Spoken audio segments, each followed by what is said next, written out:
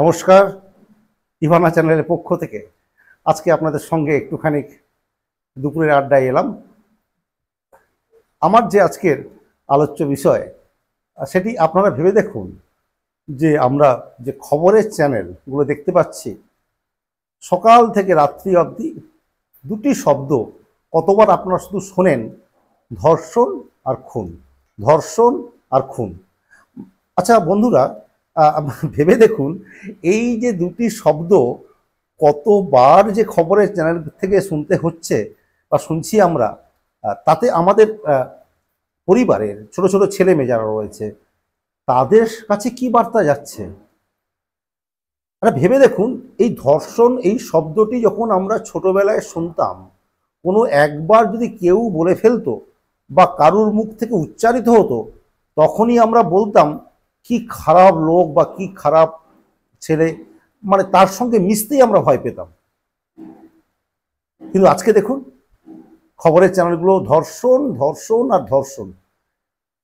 মানে খবরের চ্যানেলগুলো কি তাহলে পরিবারের টিভিতে আমরা চালাতে পারবো না?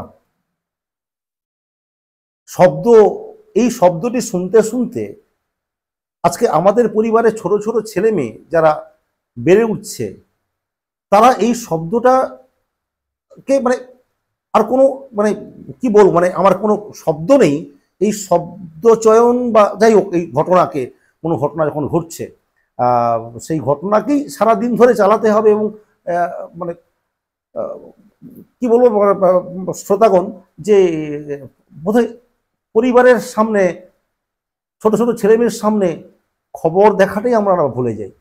খবর দেখতে বোধহয় ভয় পাচ্ছি আজকাল।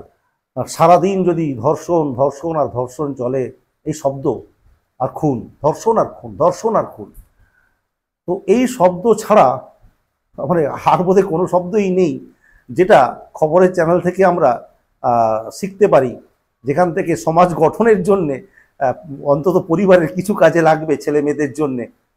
সেগুলো আর নেই, হারিয়ে যাচ্ছে বন্ধু। তো তাই বলে আমাকে কেস দেবেন না যেন আমি এটা বললাম বলে।